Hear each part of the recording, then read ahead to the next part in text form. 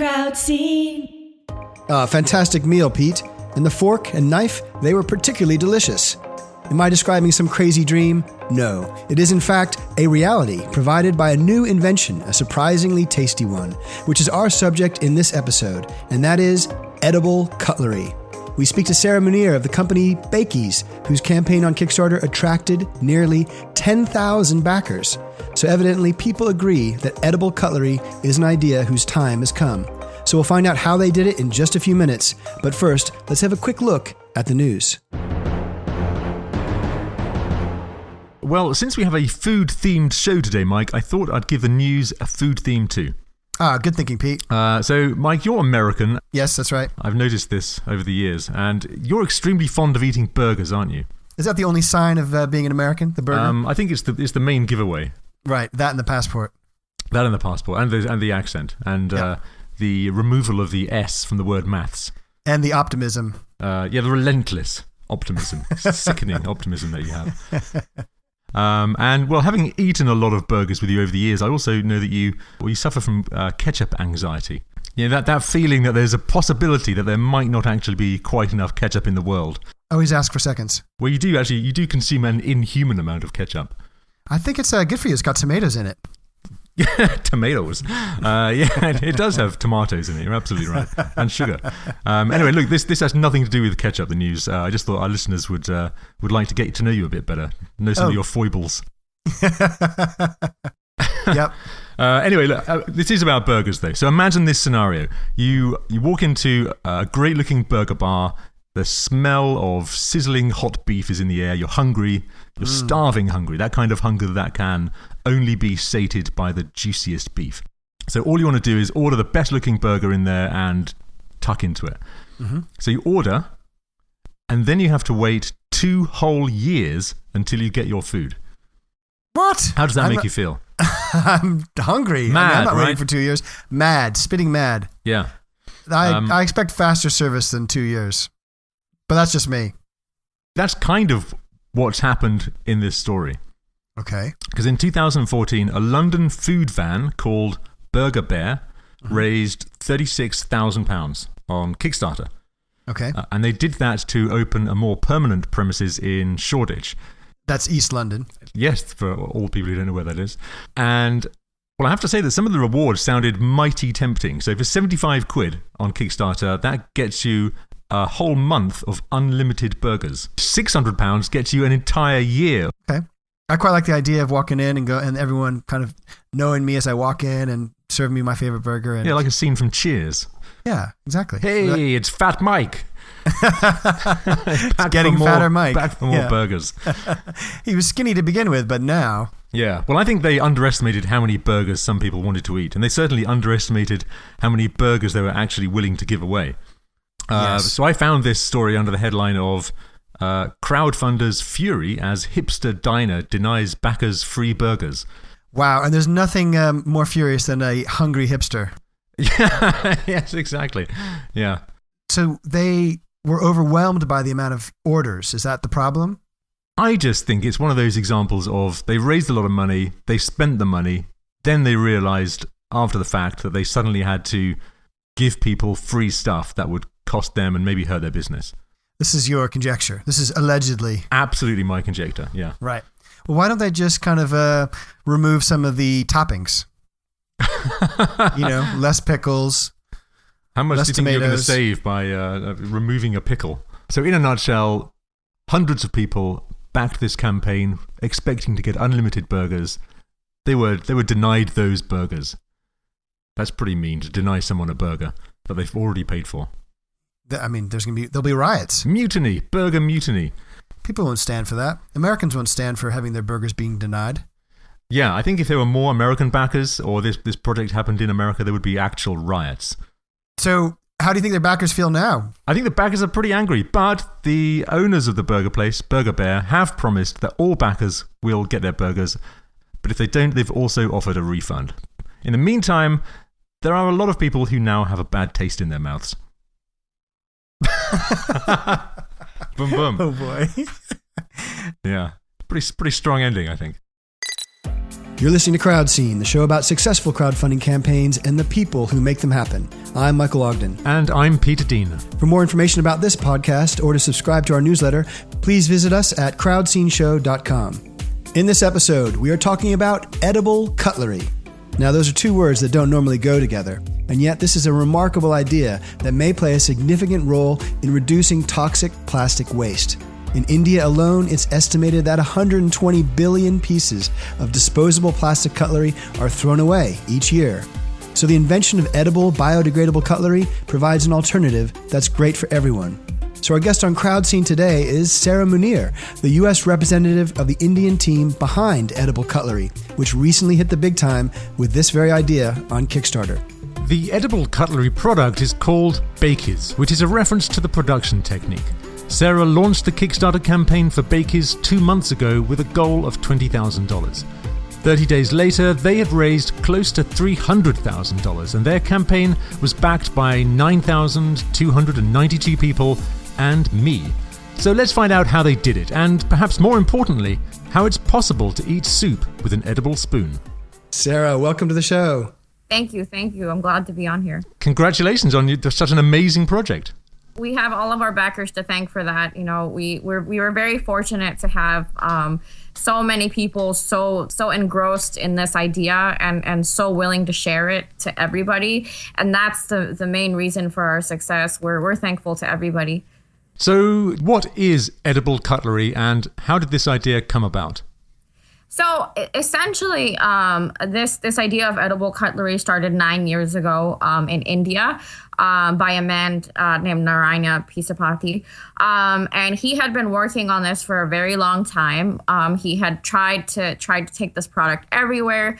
He had tried to sell it everywhere. And unfortunately, actually, those 9 years were not very successful at all. In fact, at most, they had sold probably 1.5 million spoons of all that time that they had ever created spoons. Mm-hmm. And on top of that, you know, this is a product that was very cheap. Our goal from the start was to create something that was very affordable so that everybody could use edible cutlery. So for 9 years, you know, he tried to sell it. He tried to perfect the product, and he got closer and closer to this shape.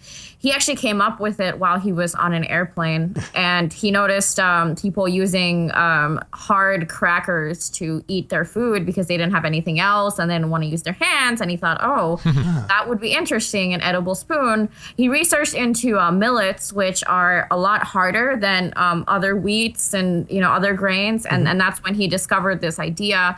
Now, it seems like such a natural idea in terms of replacing fork, knife, spoon, plastic. Why the rejection for over those 9 years? You know, that's what's really amazed me so much. I think it might have been the way that we had approached the idea. When there's a very alien concept and something that's very different, if you're not pitching it the right way, people might be a little bit turned off by it. Mm-hmm. You know, like people have never heard of edible spoons, but when you approach it in the sense of there's so much plastic waste, this is biodegradable completely, it just changes the entire game. Mm-hmm. So what happened was just about 3 months ago, a company in India a nonprofit wanted to fund a video for Bakeys. And they did that, and they published a video on a news outlet called The Better India. Mm-hmm. And that video went viral to 4 million people, which was just insane. Mm. I mean, they had never seen this kind of attention in their life, and that video was beautifully done. And I think it was because of the way that the message was different that it really caught people's attention. And is this the video that we saw on the Kickstarter page? This is your campaign video. Yes, that's the video. It's very well done. So why are people using, I mean, why not just use metal cutlery that you can reuse? What's the benefit in using edible cutlery? Well, it's delicious. So the main thing that we're trying to do is a metal cutlery is obviously the best alternative, but you cannot use it in every sense. You can't use it in events. You can't use it in fast food chains. You can't use it in restaurants that are, you know, giving out to-go boxes. So there's a limit to how much metal cutlery you can use. I mean, the convenience of modern life still makes us want to use disposable cutlery. Mm-hmm. So our goal is to replace that side of it. And how did you get involved, and what's your role in the project? So So I had a different project about a year and a half ago dealing with edible packaging, like edible wrappers. Wow. I am hungry. Yeah, sort of made a little bit of a pivot in between. And I really wanted to work on something that people felt more like appreciative of and accepting of. So I found, Mr. Pisapati's Bakeys, and I was just amazed even a year ago that there was no traction, that no one was so into this idea, and that's when I got involved. I spent all last year trying to pitch this product in the United States, and I had similar reactions, so it's interesting. So you made contact with him first of all? Yes, I did. I did make contact with him. So by email or by phone? Tell us about that moment. So I just emailed him and I said, hey, I have this edible packaging idea, and I love your idea. I really want to try to sell it here, and I knew there were a lot of other people like me who had gone to him and tried to say that they would try to sell what he's making. So then we just started talking, and we realized that we were both thinking along very similar lines, both in the concept of creating something that's edible, that's preventing the waste that comes from all of our food consumption in the first place. And we sort of just instantly connected, I think, better than anyone else that had tried to come forward before, because we had the same mentality. Can you tell us a bit about the background or history of edible cutlery? So actually, a lot of people have been trying to make this, not on a massive scale like Narayana has, more on like smaller scales. People have been making chocolate spoons forever. People have been making pretzel spoons. You'll also see catering spoons, which are essentially like hors d'oeuvre spoons, and the whole spoon is edible. But none of these are meant for massive use, and they're expensive. So he's the first to actually do this on a larger scale. I do think.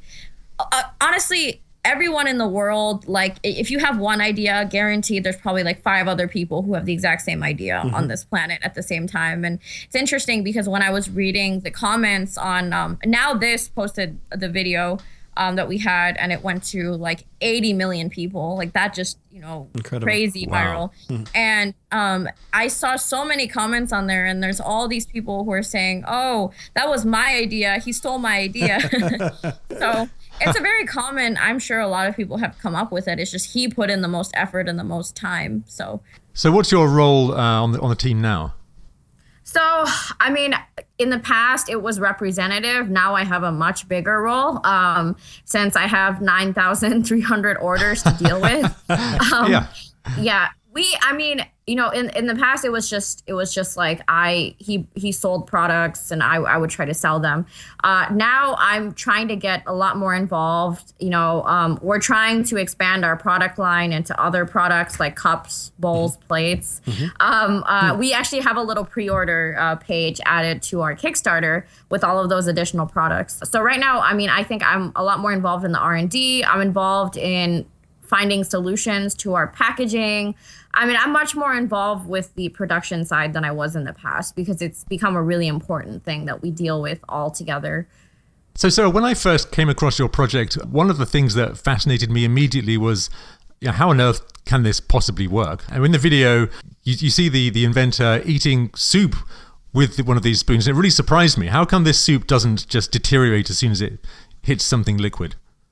So it has a lot to do with the composition of the spoon. As I mentioned before, it has millet, which is a very, very hardy crop. And that's actually what Mr. Pisapati had discovered when he saw those people eating on the plane, that millets are very, they don't absorb moisture as easily, and they have very high shelf life. So that's the main thing that's adding to that strength to that product. And are they easy to eat, or do you have to put a bit of force into it? They're fairly easy. I think the main thing is, when people see a cookie, they perceive it to be soft. Yeah. So it's more of a perception thing. There are foods that are much harder than this that people eat, but it's a question of expectation. So what does one of your forks taste like? Well, the sweet ones we've been told they taste like fortune cookies. And then the savory ones just taste like crackers. So you've got several different flavors. Yeah, we have a lot of different flavors we're offering. Going forward, it would probably be easier for us to just focus on sweet and savory. Because this is if we want to really be in as many places as possible, then it's a lot easier for us to not have like 300 different flavors. We'll be back in just a moment, but first, let's hear about an upcoming guest.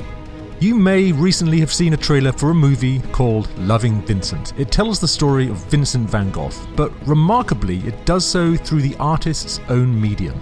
Every single frame of the movie is an oil painting. We're excited to be talking to the producer of Loving Vincent, Ivan McTaggart, on the next episode of Crowdscene. He tells us exactly how many oil paintings were created, but also how and why the team behind the film chose to raise money using Kickstarter. Subscribe to Crowdscene on iTunes or any podcast app and hear about all of that and more in our next episode. Now, back to Sarah Munir talking about her Kickstarter success with edible cutlery. So where did the idea to crowdfund this come from, Sarah? So we had actually talked about it before. I had spoken with him about starting a Kickstarter earlier. It's just that at the time there were so many people interested in this product, and we realized that we couldn't sell them yet. You know, like they're still fixing up their production and their manufacturing process so that they can take such a big load. So we thought, why not just set up a pre-order site, and like I said, even last year we had spoken about setting up a Kickstarter, but I didn't know what the right timing was. And as soon as I saw this opportunity, I thought, okay, this is the right timing. This is the best timing, because now everybody knows about this. So is there a reason why you chose Kickstarter? Yeah, I think Kickstarter is one of the most well-known platforms. I mean, Indiegogo is too, but what I like about Kickstarter is the urgency. It has this urgency about it, and I think you have a little bit of a stronger connection with your backers than you do with other platforms. I think it's more of an emotional connection. So the video makes the point that in India, 120 billion pieces of plastic cutlery are thrown away, and yet you're crowdfunding, in America or internationally, but focused in America. Is there any kind of disparity there? Are you trying to sell these to America, or are you trying to simply get production costs down to make it easier to sell them in India, or both? Yeah, we're trying to do both. I think Naraina's focus is mainly on India because that's where he started all of this. My focus is obviously much more on a larger scale on the United States, as well as, North America, parts of the West. So what we ultimately would like to do is producing in India and then transporting to the entire world is not a good idea, because there's going to be a food shortage in India. There's a lot of logistics going on that you have to take into account. So what we really want to do is we want to set up a facility in the United States, and it'll probably be different. It'll probably be different from what we're doing in India. And it'll probably be more specialized to what people like here in the States as opposed to India. So when you had the idea to crowdfund this, how much time did you spend planning that campaign, and what did your planning look like? Oh, okay. That is one thing that I wish I had spent more time on, because you see I put this up when Now This posted. Now This basically took our video and cut it down to about a minute, and that is what made. I mean, it's Now This's most successful video, literally. Yeah. And they put it up, and at that time it was at 40 million views, and I immediately thought, oh my god, I need to put up a crowdfunding site immediately, because we're wasting so much opportunity here, so I literally it took me a day, and then I put it up. Wow. So it was really that quick? Yeah, it was, because I didn't want to waste any more opportunity, and man, I just wish our link had gone out with that video, because if it did, I mean, it would have blown up to like maximum proportion. But it did. They did end up posting it later. We got in touch with them. They actually did 2 follow-up videos. They did one eating lunch in their cafe, in their office, and then they did another one where they interviewed the women who work in our factory. So ended up adding a little bit more media. So what did you not know going into this that you had to get good at? I had to know how to deal with thousands and thousands of messages. Is it just you on your own, Sarah, dealing with all those messages? Pretty much. I haven't really been able to find anyone to work with specifically on this that I've worked with for a long time. So I've dealt with a lot of that. I've dealt with the logistics. It's like because in India their focus right now is on ramping up production so that we can keep in touch with all the demand. So it's been mainly me. I think another thing is I wish I planned costs better, because I hadn't realized that our product is very, very heavy. So the shipping cost is quite high for that. Right. And in India, for instance, he's selling these products and he's shipping them at like $1, which is very, very low. Here in the States, the shipping cost ends up being more than the actual product. So yeah. I'm amazed that you put the whole thing together in one day. So did you write the whole page and come up with all those rewards and get it up there in one day? Pretty much, yeah. That was the whole gist of it. Sarah, you are a whirlwind. Yeah. Wow. Yes. It's been a whirlwind. But it was great. I mean, what a great move to capitalize on that momentum the video was getting and literally turn that into money. Yeah. Your campaign goal was $20,000. Where did that number come from?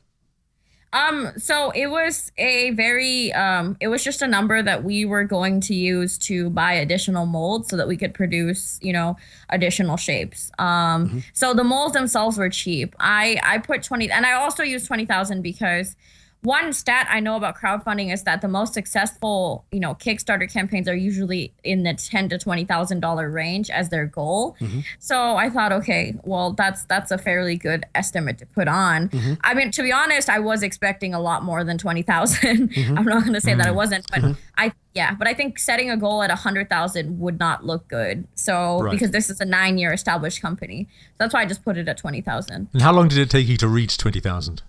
Like a day and a half. Yeah.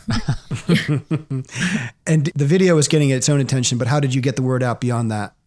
What was so beautiful about this campaign was that most of it was completely organic. We did not do any advertising. We didn't do anything. In fact, it was kind of disappointing because towards the end we had at least 40, 50 people who came back to us and said, oh, I wish I could have, backed this because it's over. Mm-hmm. So we did not do a single bit of advertising. It was all people sharing with each other, on Facebook and on Twitter and all these other different campaigns. I definitely think if we had advertised, we would have gotten more. But to me personally, that seemed like almost unnecessary to pay for that when we had it all coming straight to us. And did you find that once you got the campaign up on Kickstarter, that brought you new people, new audiences, and more coverage? Yeah. I actually think I completely think like that because it brought a lot of people that probably wouldn't have seen the campaign, despite the fact that it went to 70 million people. There were still a lot of people that hadn't, seen what the company was, and they were actually able to get in touch with us because they were able to through the Kickstarter.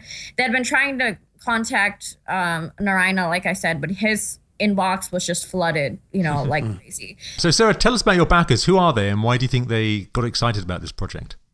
What was super fascinating about this project, I think, over a lot of the other projects that we see on Kickstarter is they had some kind of, emotional tie to this campaign. And I think it was largely because of the magic of the video that we had that went viral. They came from all these different walks of life. It wasn't any specific group that supported this campaign. It was just people who saw the message and the mission behind it and who really, really felt in tune with it and felt like this is something that they could support. I actually think, and it's interesting because we've had so many backers who've even told us that, oh, if it really helps, I don't need to get any spoons. I just really wanted to support you guys. Wow. And I just think that's such an amazing, such an amazing thing to see people like that who just, especially after for Narayana, after 9 years of working on this so hard to finally get people who see it, who see the vision like him. So it's really thanks to our backers that we are where we are today, and it wouldn't have happened without them. They were able to successfully connect us with some pretty amazing big accounts that we could use our spoons in. And you're absolutely right. I found that this project, for me as a backer, was this perfect combination of something that was totally original, unique, fun, worthwhile, environmentally helpful. It just ticked all the boxes. Plus, it was relatively inexpensive. Can I ask you, Sarah, like you mentioned that some people find when they first hear the idea, it sounds kind of like an alien concept. What do you say to people to convince them that they should be more open or try it? Well, I think what we approach it as is that we tell them that, look, I know it's weird to eat your spoon and all, but the idea behind this is a lot deeper. The idea behind this is that we're creating something that's, number one, it's so natural that you can eat it. Because a lot of these other products that we have, cutleries and tablewares, they're all coated with things. And, they have all these additional additives. You never know what's in those kinds of, in plastic tableware. I mean, you could have a ton of other stuff in it. And number two, it's much more eco-friendly than any of these other products. If you put it in outside or in a home compost, it just goes away. Not only are we trying to prevent the waste in the first place by converting people into something that is new and unique, but also we're trying, even if waste is created, we're trying to prevent it from getting further down the road and causing more problems. Because if you don't eat it, if you don't eat the fork and knife, I mean, that degrades over, 3 or 4 days? Is that right? Yeah, as long as it's, if it's thrown outside, it will degrade within 3 or 4 days, or animals will eat them because they're food. So I'm amazed you did a lot of this off your own back, Sarah. If you were looking to build the ideal kind of crowdfunding campaign team, what kinds of people would be on it? For sure, a financial person who knows how to delegate shipping costs and money. That's probably the most important. A social media person, someone who can take over the marketing side, and someone who can respond to all of the customers. I think those are the three, most important parts of a crowdfunding campaign. Just the logistics, the marketing, and the customer service. Has this campaign become personal for you? Yes, it's honestly, it's changed my life, I think, because, a year and a half ago, I never imagined that I would be thrown into something like this. I guess I was lucky that I was in this edible spoon business at the right time, and I was with the right people. Like I said, a year and a half ago, I had just graduated college and I was fired from my job, and I couldn't find what to do. I entered a competition at my university that was dedicated to food and food scarcity and food problems. And that's how I got myself into all of this. And it's just been a whirlwind. It's been crazy. You had not heard of edible cutlery 2 years ago? No, I hadn't. Actually, that was when I entered with this edible packaging idea. And we've been in a lot of competitions, and a lot of people I realized how in love people were with this idea of biodegradable, but edible at the same time. And anything surprise you about running the campaign, Sarah? Yeah. So what probably surprised me the most was the number of people who don't read all the information that you spent time to put through, and they'll still be asking questions. That surprised you? I guess. I think people are fundamentally lazy. However, as you know, I backed your campaign. I think you've done an incredible job of keeping up to date with everything, and the quality and the length of the backer updates you send out are equal to anything else I've seen. Yeah, well, thank you. There's still people who will be like, this is too long for me. You need to cut it down. And I'm like, well, I can't please everybody. And how often are you sending those updates out? So I used to send them out every week, and now I'm trying to wait until I think I'm sending them every week. I think I might start sending them a little bit less frequently because we have actually gone into production now and we'll be able to start shipping. So once that happens, I don't need to send another update until we get our first boat, to the US, and then we start delegating. So you went for 20 grand, but you made over 300 grand. What does that extra money allow you to do? So it allows us to set up or at least pay upfront a down payment on machinery that we could get built in the States, which would simplify everything for us a lot. And it would help us fulfill orders quickly, much more faster than we did before. That's the main thing that the money provided us. So this means that you'll be manufacturing in the States as well as in India? Yes. Right. Where is the edible cutlery distributed at the moment? Who's currently enjoying a meal with some of the cutlery? Due to the back order, it's still in India. Most of the edible cutlery is being enjoyed in India. I have, I have access to a couple thousand here, but that's about it. We don't have a whole lot. Have you been out there to take a look at the setup? No, actually, I haven't. I think I need to be there pretty soon. Yeah. Because I mean, we do intend. We're thinking our setup in the States is going to be a little bit different. Just because labor in India is incredibly cheap, and it's not in the United States. Mm. So to make a product like this and to make it cheap, we'll have to go through a little bit of a different process. And what was the inventors' reaction to this Kickstarter success? He was pretty excited. It's funny because initially I asked him several times. I said, "Can we do a Kickstarter? Can we do a Kickstarter?" And he said, "No, let's not do it." We already went viral on WhatsApp and we already went viral on all these other things. So why do we need that? And I did it anyway. Well, I'm sure he's not complaining. Yeah. I mean, he was very adamant about not doing it, but now I'm glad that once the money started coming in, he said, "Oh, maybe it wasn't a bad idea. I'll never have to take money from anyone ever again." Well, you ran an amazing campaign, Sarah. What advice do you have for anyone out there who wants to start their own campaign? Can you give us your tips for crowdfunding success? Yes. So, as much as there might be a lot of momentum coming along the lines, always plan as much as you can, because there are a lot of things that you'll run into down the road if you don't plan properly. Even, for instance, even for the survey that I sent out at the end of my Kickstarter, I wish I had planned out those responses a little bit so that I wouldn't have to send people 2 surveys.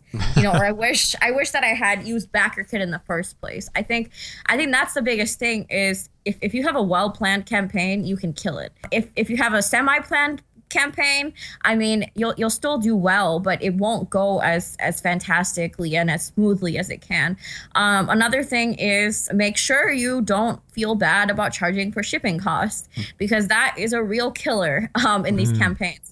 Especially on the international side, you really have to charge people a lot more, and it's sort of a weird, complicated thing because you don't want to charge people too much and then turn them off, but you have to. So those 2 things, and then don't be afraid to just go for it, because I think a lot of times, you see this opportunity and it's the same thing with me and Kickstarter. I had wanted to put this campaign up half a year ago to a year ago, but I just kept thinking, okay, maybe the timing isn't right yet. Maybe everything isn't going according to plan. So I'm glad that I waited until the right point. So I think the goal should be to build up as much of your audience before putting together a campaign as possible. And that is what's really going to make it just go smoothly. I mean, some of the best campaigns I've seen spent at least half a year just on media and collecting email addresses and collecting people who were interested in pre-orders.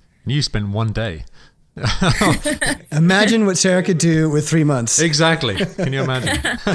Sarah, I mean, I love your energy and your ambition. I mean, what would satisfy you if you think like 5 years from now, 10 years from now? What would you feel like, yep, we crushed it? What would that vision be? If we saw edible cutlery in every single venue across the earth, if we were replacing 10% of all the plastic cutlery in the world with what we have today with our edibles, I mean, that would be an amazing goal for us. And conceivable. Yeah.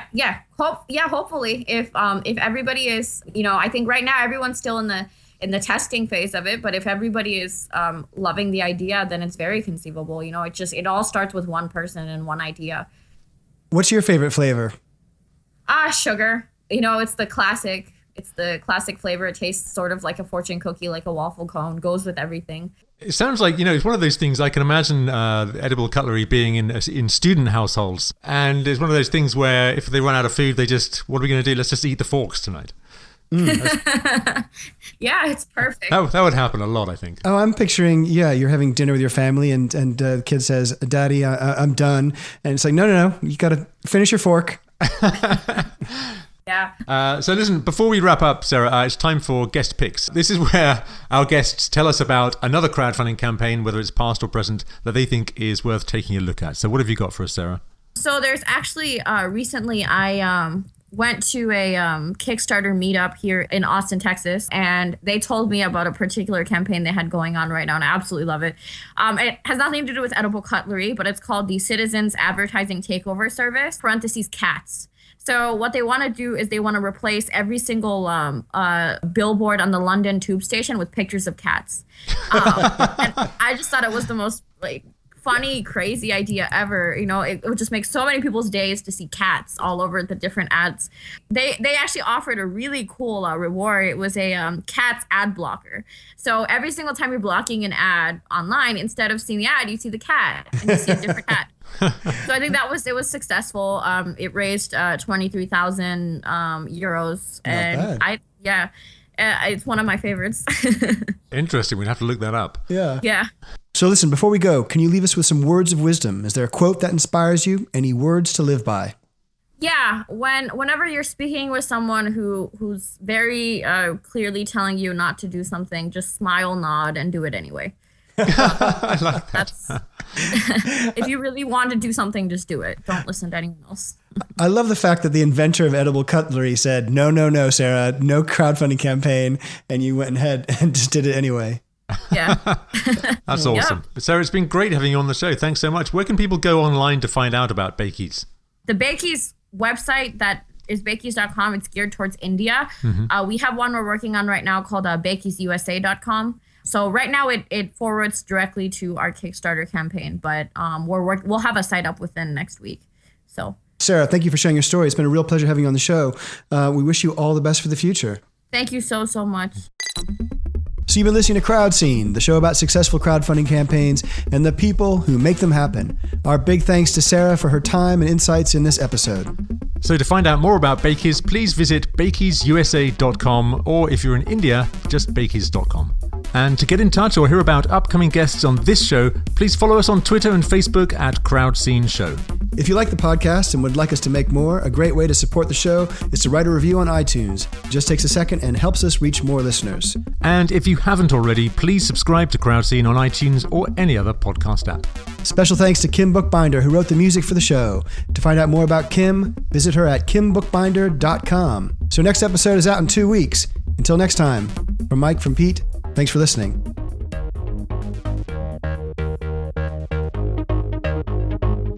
Crowd Scene, gonna kick it with Pete and Mike. Crowd Scene, interviews behind the hype. Crowd Scene, Crowd Scene. What do you do? What do you say to make crowdfunding go your way? Crowd Scene, Crowd Scene.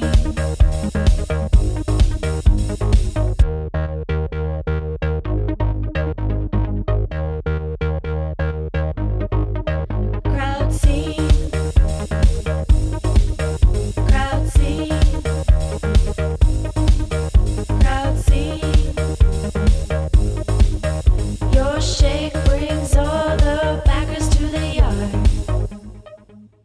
That's why I call epic.